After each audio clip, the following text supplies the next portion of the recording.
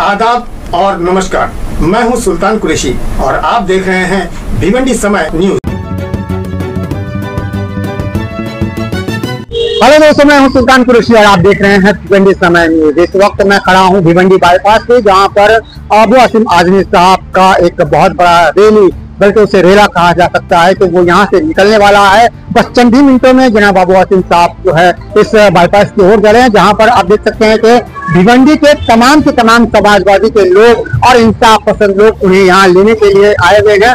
यहाँ से उनकी संकल्प सभा जो है वो शुरू होगी और यहाँ से होते हुए वो शांति नगर KGN चौक जाएंगे। वहाँ पर वो अपना बयानबाजी करेंगे, स्टेज पर लोगों को संकल्प के बारे में बताएंगे और क्या कुछ कहेंगे, आइए हम उन्हीं की ज़बानी सुनते हैं। मैं अपने सहयोगी सोहेल अंसारी के साथ भिवंडी समय न्यूज से सुल्तान कुरैशी।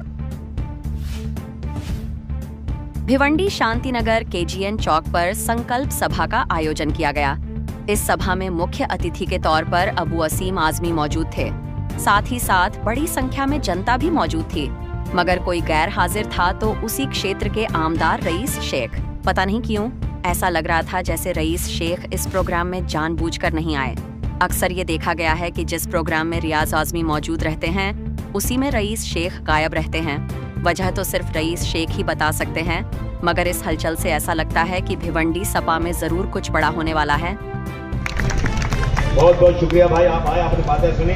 मुझे उम्मीद है कि समाजवादी पार्टी यहाँ मजबूती के साथ काम करेगी और हमारे सपने को साकार करेगी और भिवंडी में एक अच्छी तरह से मेयर अपनी बात चुन के लाएगी। यही आपसे कहने आया। बहुत बहुत शुक्रिया। जय हिंद, जय समाजवादी।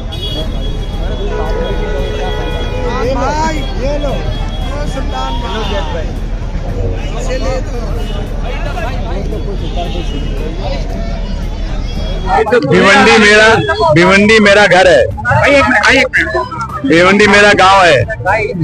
मैं जब मुंबई आया था, या मेरे वालिद जब आए थे मुंबई, तो सबसे पहले भिवंडी आए थे और मैं सबसे पहले जो इलेक्शन लड़ा तो भिवंडी से लड़ा। तो मैं भिवंडी बीच में नहीं आ रहा था कि मेरे लोग संभाल रहे हैं, लेकिन जो लोग संभाल रहे हैं ना, वो कुछ सही रास्ते नहीं जा रहे हैं। वो लोगों छांट काट, इधर उसको निकाल, उसको रख। तो मेरे जो पुराने आदमी जिन्होंने बड़ी मेहनत किया, अपना खून पसीना दिया पार्टी में, अगर उनका सम्मान नहीं होगा तो काम कैसे करेंगे? हम जो है ना अलगाववादी नहीं है, हम लोगों को जोड़ने वाले हैं। अब इसलिए मैंने तय किया कि मैं भिवंडी आऊंगा बराबर से, और जहाँ कुछ कमियां है उसको दूर करूंगा। और इस भिवंडी में हम दोनों सीटें चुन कर आए थे बिना कोई मेहनत किए हुए। हम इस भिवंडी 17 नगर से बिना मेहनत के चुन कर आए थे। तो अब तो हमारी पार्टी बड़ी हो गई है, अब तो और चुन कराएंगे इंशाल्लाह। भिवंडी में हमें काम करना है। अंदर साहब नहीं आए, उन्होंने कहा कि मैं बहुत बिजी हूँ। अब उनकी मर्जी, उनसे पूछिए क्यों नहीं आते। क्या आपके भाषण में 30 नजर आ रही थी, आपकी जो शेरो शायरी थी, इशारा करेगी, तो इशारा क्या था, कहेंगे आप? इशारा समझ गया अब आप समझ चुके, फिर क्यों पूछ रहे हैं आप? कुछ बातें होती है ना कि जरा बंद बात बोलनी पड़ती है।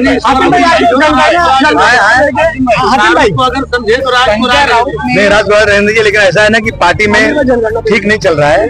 पार्टी किसी की मोनोपोली नहीं है, पार्टी सैकड़ों हजारों आदमियों का नाम होता है।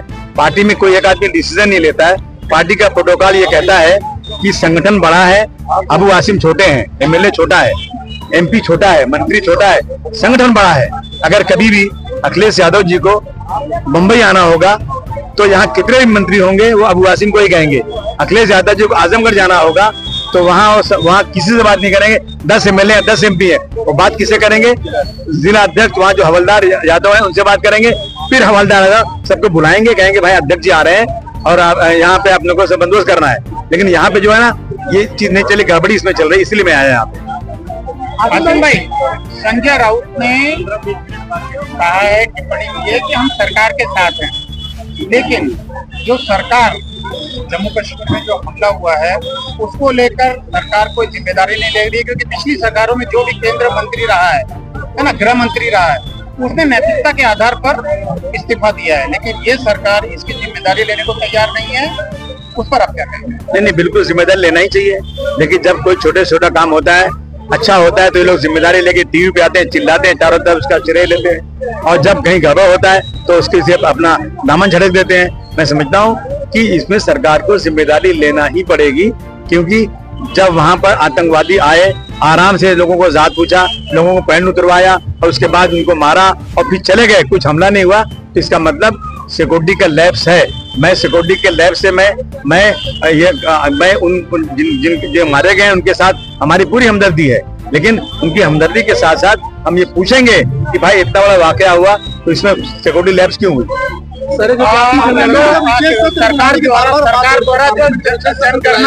सरकार नहीं तैयार होगी, इस पे क्या कहेंगे? नहीं, बुलानी चाहिए ना, बहस करना चाहिए। सरकार क्यों मुंह क्यों छुपा रही है? सरकार आगे जवाब दे कि भाई इसमें सिक्योरिटी लैब्स नहीं है, हमारी गलती नहीं है, सरकार पूरा काम कर रही, बताए तो सरकार आगे ना। सर, जो जाति जनगणना है, अगर आप देखेंगे तो सरकार इस पर बहुत जोर दे रही है और एकाएक फैसला लाया गया। लोगों का कहना था कि इस्लाम में जातियों का एक तरह से देखा जाए तो वजूद नहीं है, लेकिन क्या सरकार जातियों में बांटना चाहती है? नहीं, ऐसा है कि अगर जाति जनगणना होगी तो सबको हिस्सा मिलेगा। हमारा पुराना नारा है कि जिसकी जितनी संख्या भारी उतनी उसकी हिस्सेदारी। अगर हम इस मुल्क में 14% है, 15% है, तो 14-15% मुझे हर चीज में मिलना चाहिए।